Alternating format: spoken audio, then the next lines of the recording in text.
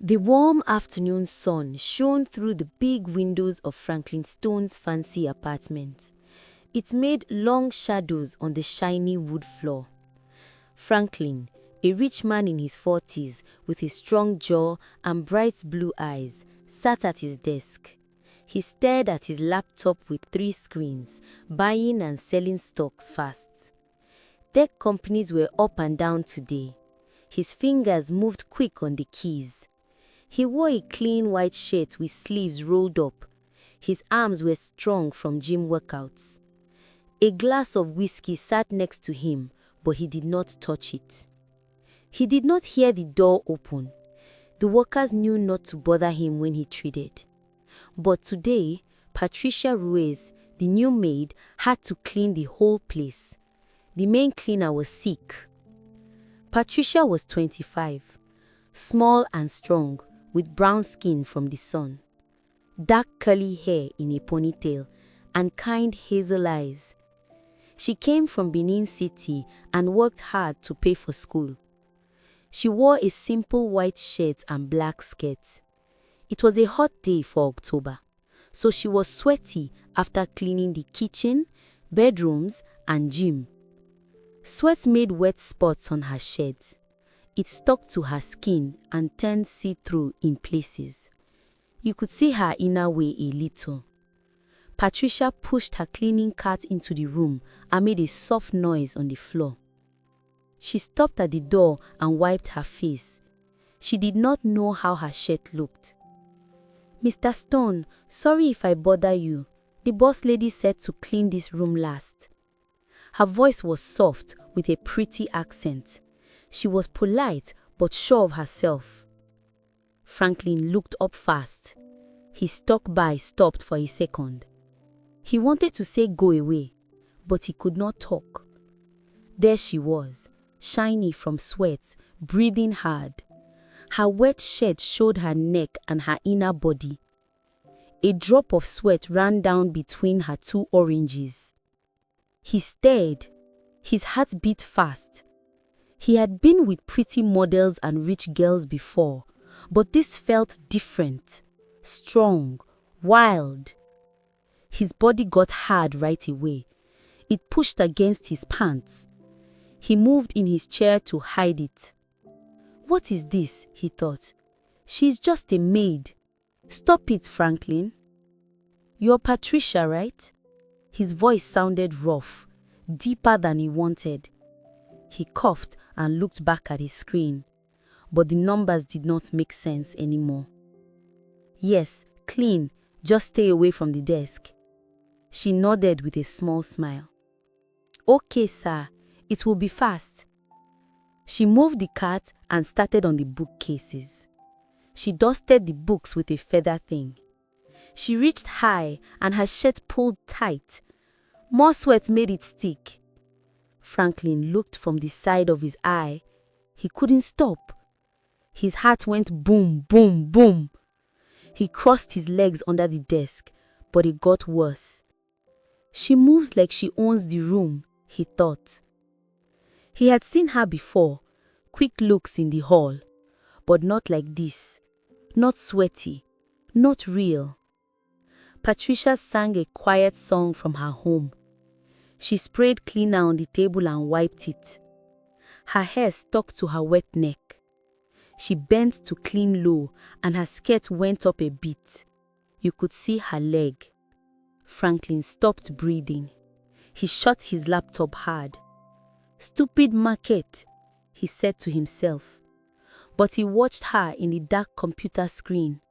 Her full lips tight, her face pink from work. She stood up quick, scared. She turned to him. "Everything okay, Mr. Stone? Did I make noise?" She really cared. Her accent made his name sound nice. He tried to smile easy, but his eyes were hot. He was still hard and it hurt. "No problem, just a bad day for money." "You look hot. The air is on. Do you want water?" He said it without thinking. His voice was low, not like a boss. Patricia looked down on her shirt. "Oh no, The shirt is see-through. Her face turned red like her sweat. Oh God, sorry. It is from all the cleaning. I did not see. She pulled her shirt, but it made him look more. Her hands shook a little from being tired. Franklin stood up fast. He was tall, over 6 feet, strong like a wall. He went to the small fridge and got cold water. His pants were tight now. He turned sideways so she did not see. Here. He gave it to her. Their fingers touched. Her skin was warm and wet. It felt like a shock. His body jumped. He almost made a sound. He told himself, "Stop, she works for you." But he saw her in his head, taking off that shirt, kissing her wet skin. Then she took the water. Her eyes met his. "Thank you, sir. That is nice." She opened it and drank long. A drop went down her chin. She wiped it and laughed soft. I look bad, like I ran a race, not cleaned. You look, he almost said beautiful, but he ran his hand in his hair. You look real. In my fake words, that is good. It came out too true. His heart hurt. He stepped back before he grabbed her. Patricia's face got more red. Her mouth opened a bit. No one said that to her before. Not at old jobs. "Mr. Stone, that is nice, but I just work here." She put the water down and cleaned more, but she moved slow now. She felt him watching. Franklin sat back at his desk. His hands shook, opening the laptop. Work could wait. He watched her dust the window. Her body showed in the glass. He held the chair tight. His hard part hurt bad. Why her? Why now? He said. He was a winner in money, but she made him lose control. Soon she finished quick. "All done, sir." She left quiet. The room smelled like soap and Patricia. Franklin sat still. He looked at the door. His body still wanted her. He drank the whiskey fast. It burned. First time in years he felt weak. To a want he could not buy. In the workers' room down, Patricia washed her face with cold water. Her heart went fast, not just from the heat. Mr. Stone's eyes looked at her different. It made her tummy flip. She told herself, "He's the boss. I should stay away. I came to Lagos for a new life, not trouble." But his words stayed. "You look real." She smelled small. That night, city lights sparkled outside. Franklin walked the living room. He held a tablet for work papers, but he could not read. Dinner was alone, steak and green stuff. But he wanted her. Knock, knock. "Come in." He thought it was the butler with drinks. Door opened. Patricia came with a tray, no caffeine coffee and fruit. Her shirt was dry and clean now, hair still wet from shower. "Boss lady said you like this before sleep, to relax after work." Her voice was okay, but eyes looked at him, then away. Franklin's heart jumped. The fire came back. "Thanks. Put on table." He watched her walk. She was pretty, even clean. He saw a small scar on her hand, from old cut maybe. Her eyes had long lashes. His body got hard again. He moved his legs.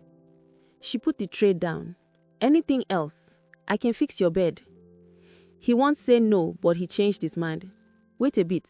Tell me, how was the house? You look tired today." His voice was like a friend, but eyes went to her neck. She stopped, sat on the edge of a chair, hands in lap. "It was much work, but I'm used to it. In Benin, I clean 3 houses a day. This is like a castle. Makes me feel tiny." She laughed, but sighed a little. He sat near her, leaned close. He smelled her flower smell. "Tiny? No. This place is dead without you. You make it feel like home." It was true. Her red face made him glad. She looked up, eyes bright. You think? Most bosses see the clothes, not me. She stopped, bit lip. You are different, Mr. Stone. Nicer than you, says. All the big deals, boats, girls at parties. He laughed deep. It made her shake inside.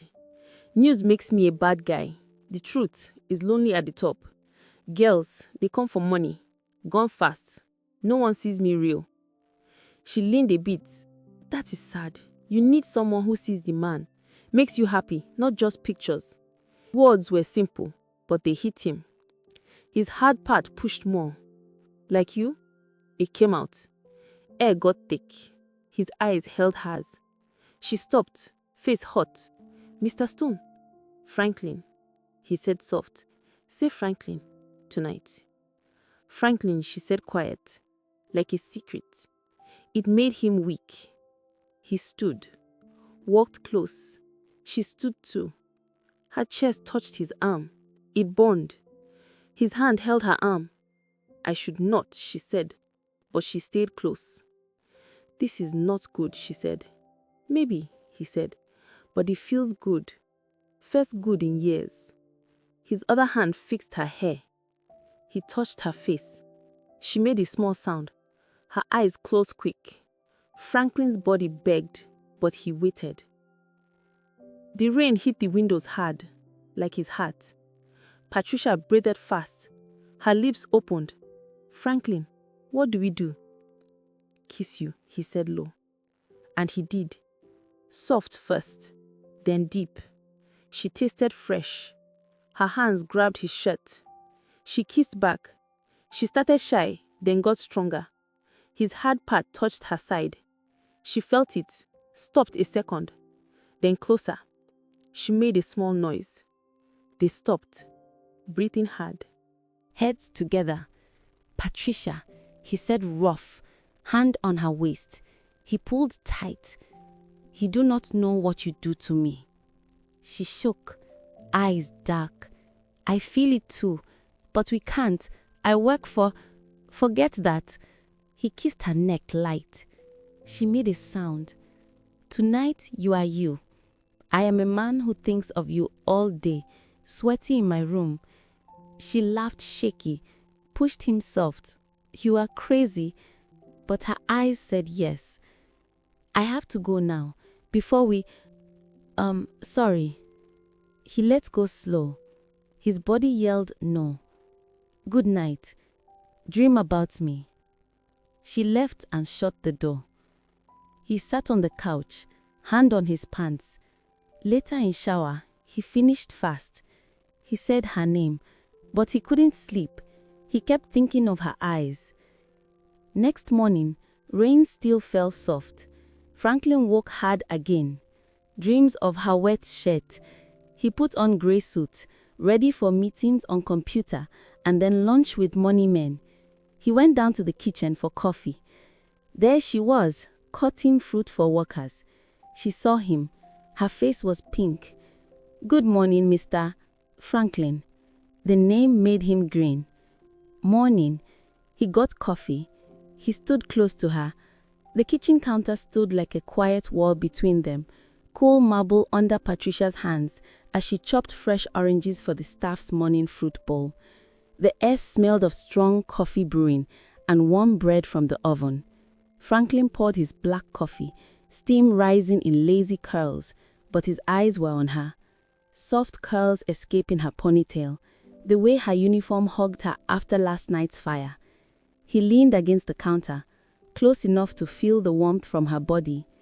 Did you sleep good? He asked, voice low, like a secret just for her. Like a baby, she said, but it wasn't true. She had turned all night, sheets tangled around her legs, her body hot with memories of his kiss, his hands. The ache between her thighs had kept her awake, whispering what-ifs in the dark. You? Bad, he admitted, his tone rough and honest, meant only for her ears. His blue eyes held hers a bit too long, full of the same restless hunger. The chef bustled in then, a round man with flour-dusted apron, humming an old tune as he pulled a tray of muffins from the oven. Morning, Mr. Stone. Miss Patricia, hot ones today. Blueberry, your favorite. He set the tray down with a clatter, oblivious to the tension humming like electricity in the air. They fell quiet, words swallowed by the sudden normalcy. Franklin sipped his coffee, black and bitter, while Patricia focused on her knife, slices falling even and neat. But under the counter, hidden from the chef's busy eyes, Franklin's foot brushed hers. Slow, deliberate, a nudge against her ankle, then up to her calf. On purpose, her breath caught, a tiny hit she hoped no one heard. She bit her lip hard, tasting salt, and didn't pull away. Instead, she pressed back just a little, her shoe sliding along his. A spark jumped through her, warming her from toes to cheeks. The chef chattered on about the weather. This rain, turns the city to soup. But Patricia barely heard. All she felt was that touch, promising more. The chef finally left with his tray, whistling down the hall. Franklin's foot lingered a second longer before retreating. "See you later," he murmured, grabbing his mug and heading to his office. Patricia watched him go, heart pounding like a drum in her chest. What are we doing? She thought, but a smile tugged at her lips anyway. The day had just begun, and already it felt alive. The hours stretched like taffy, sweet and sticky with secrets. Franklin's morning was a blur of video calls, suits on screens droning about quarterly projections, merger talks with sharp-eyed lawyers from London. He sat in his glass-walled office, tie loose, nodding at the right times, but focus slipped like wet soap. From his desk, he could hear the soft hum of the vacuum in the hallway next door. Patricia, cleaning the guest wing. The noise masked his wandering mind, but not his wandering eyes. He muted his mic during a lull, the chairman's voice fading to a buzz. Leaning back, he cracked the office door just enough. There she was, ponytail swinging like a pendulum as she pushed the machine back and forth, hips swaying in rhythm with the pull and release. Franklin's throat got dry. His hand moved under the desk, quiet and quick, adjusting the growing tightness in his pants. Her kiss from last night replayed, soft lips parting under his, that little moan vibrating against his mouth. He shifted in his chair, breath shallow, almost losing track when the chairman unmuted. "Franklin, your thoughts on the valuation?" Solid at 2.3 billion, but let's hedge on the euro exposure." The call dragged on, but his mind stayed in the hall, with her. By the time it ended, his shirt clung to his back with a light sweat of his own. He closed the laptop, rubbing his temples. Get a hold, Stone. She's not a deal to close. But oh, how he wanted to. Afternoon brought a lunch delivered, a simple turkey wrap he barely tasted. He wandered the penthouse like a ghost, drawn to the library without knowing why. And there, in the corner by a tall arched window, was Patricia.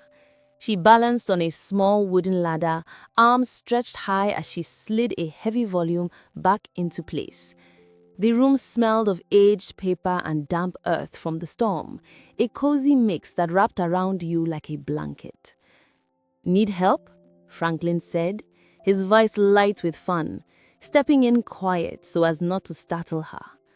She jumped anyway, the ladder wobbling like a drunk on ice. Her hand gripped the shelf, books teetering. "Franklin, you scared me half to death."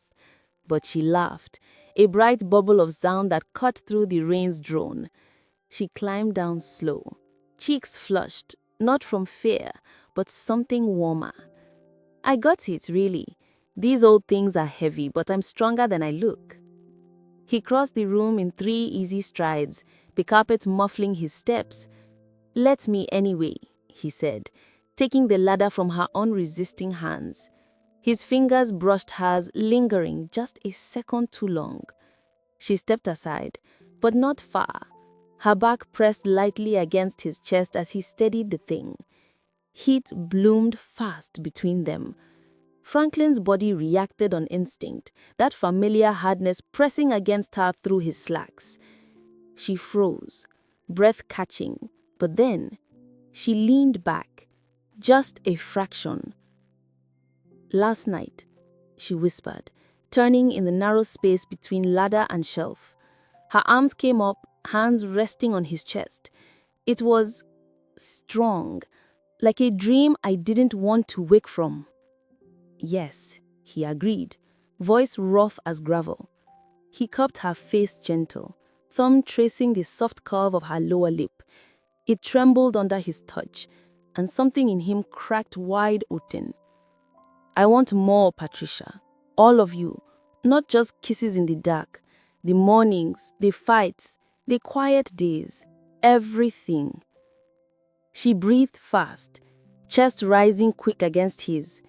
Her hazel eyes searched his, wide with a mix of want and worry. "Me too. God, Franklin, I do. But slow, okay? This scares me. You. Big world, big life. I'm just me, with dust on my hands and dreams that don't always fit." He nodded, swallowing hard.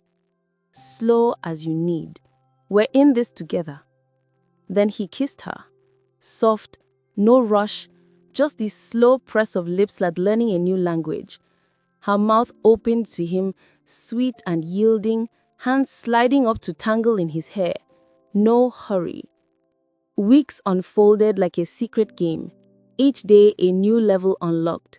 Stolen moments piled up, a quick kiss in the pantry, door half shut, and his hands framing her face as Flower dusted their clothes from the chef's bag. "Missed you," he'd murmur against her neck, all morning thinking of this. Late-night cleanups turned electric, her on hands and knees scrubbing a marble foyer, him helping by trailing fingers up her calf under the skirt. "Franklin," she'd gasp, half laugh, half scold, but arcing into his touch. Someone could see, but no one did, and his hands explored higher, teasing until she pulled him into a coat closet, mouths crashing urgent against shelves of wool and leather. Talks went deeper than skin. Franklin's want never slept. Her sweat after chores or gym sessions always lit the fuse, that salty glow on her skin, shirt clinging like a second skin. One morning, post-run, she stretched in the home gym, tank top damp and sheer, muscles flexing under olive skin. He walked in for weights, froze mid-step. "Patricia," his voice broke, raw need cracking through.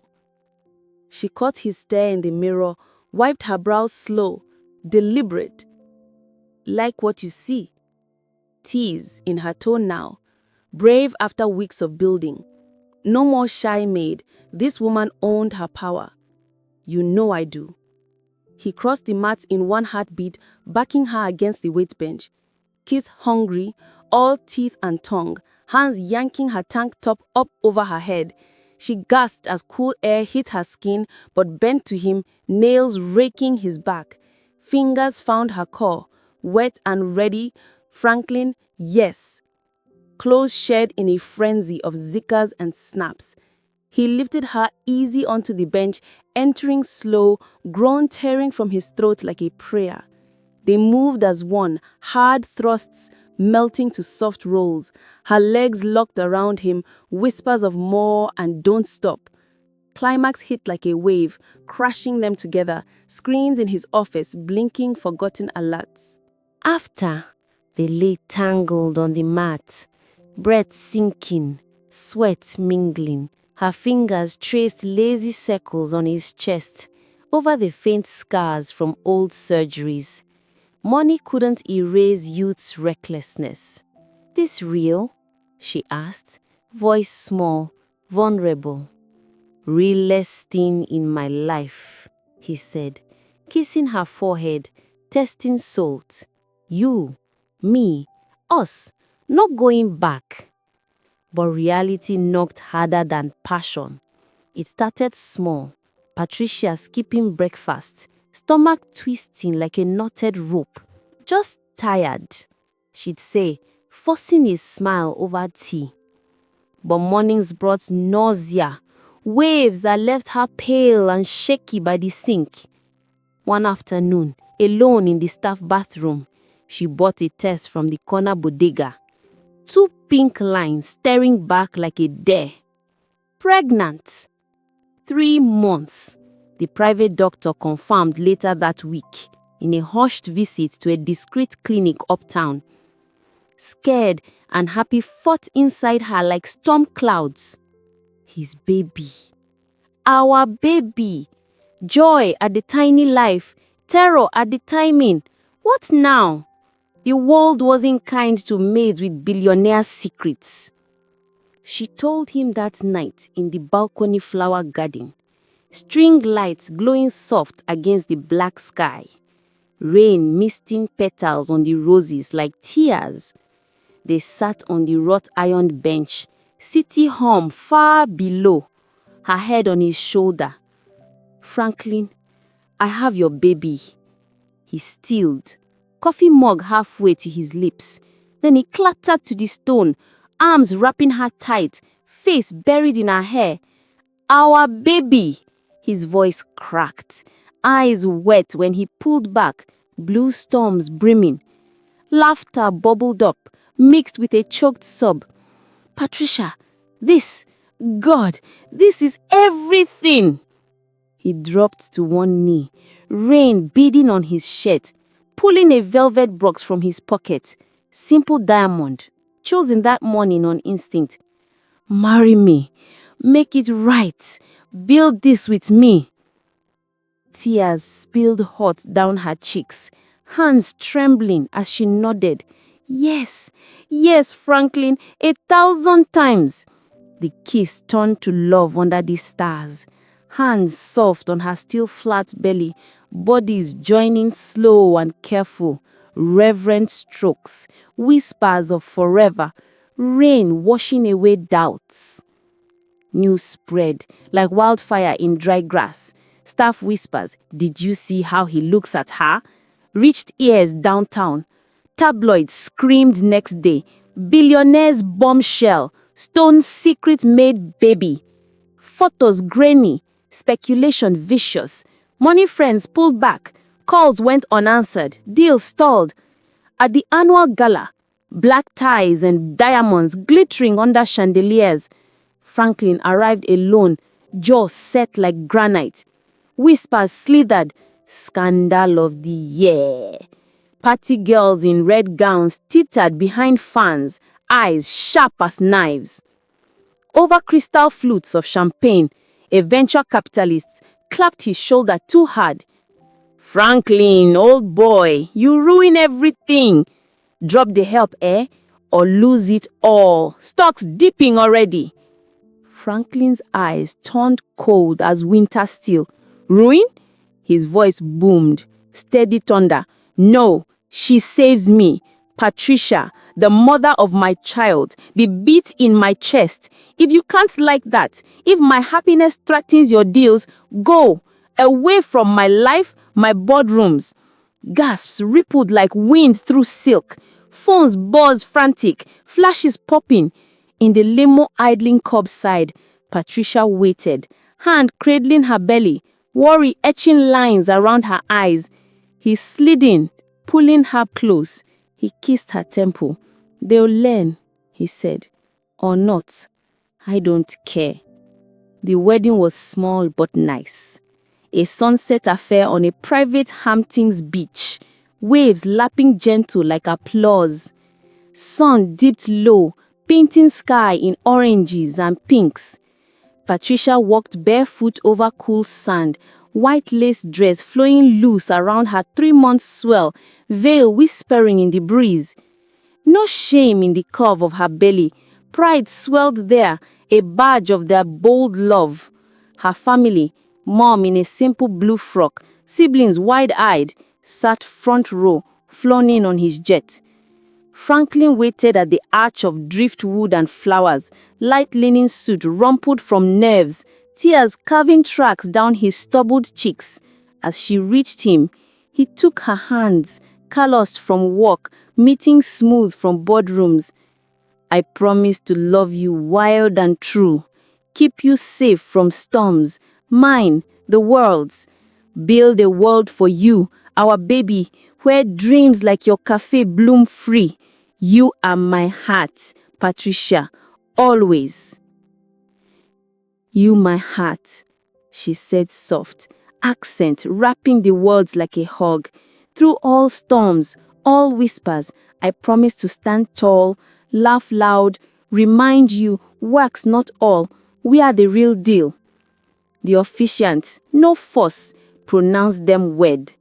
Their kiss tasted of sea salt and salt tears, deep and sealing. Friends, loyal ones, cheered wild and tossing petals from clamshells. Fireworks cracked overhead, blooming gold against the fading light, echoing their spark. Months later, the baby room in their big apartment, now truly home, walls echoing with plans and not just echoes, glowed soft in blues and whites like a calm sea at dawn. Patricia sat in the rocking chair, silk robe loose over her curves, skin glowing from within like polished bronze. She held their son close, Mateo Franklin Stone, his tiny warm body nestled against her chest. A few soft curls, dark like hers, crowned his little head. Then his eyes opened, those unmistakable blue eyes, his father's eyes, and they blinked up in wonder at the mobile of wooden stars spinning above him. The door creaked open. Franklin stepped inside. No shop suit today, just a white shirt with rolled-up sleeves and dark jeans that clung to his frame. The board meeting had ended early. He wanted to be here for this. He dropped to one knee beside the chair, his large hand brushing gently against Mateo's cheek before it found hers, fingers twining together. "Perfect," he whispered, his voice trembling with awe. A kiss on her forehead, soft, lingering, another on the baby's downy head.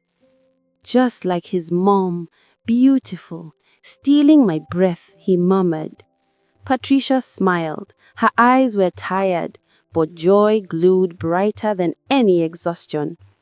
"Our little money man," she teased, "cries right at market open, like he already knows daddy's trades." Laughter spilled into the room, warm, full, and fearless, chasing away any shadows that had once lived there. Dinner that night was simple. Tamales, her mother's recipe. Franklin fed her bites between Mateo's tiny gurgles. And later, beneath the night sky on their balcony, he held them both. Patricia tucked close against his side, the baby drowsy in her arms.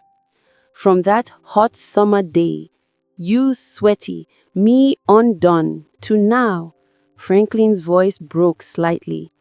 "You are mine, always, Patricia. I wouldn't trade a single risk." "You're mine," she whispered, resting her head on his shoulder, one hand pressed over his heartbeat. "Family is our strong wall against the world. No more hiding." Because real love, the kind that lasts, isn't about stacks of cash or playing status games. It's two hearts choosing each other through the mess, through sweat, secrets, storms. Hard times don't destroy you. They forge steel in your soul. They bend you, but they never break you. True power is loving bravely, standing tall when the whispers come, because gossip fades like morning fog. But hearts that hold on, they win. Quietly, steadily, always. If you enjoyed this story, like, comment, share, and subscribe to our channel for more interesting stories. And also let me know where you're watching from.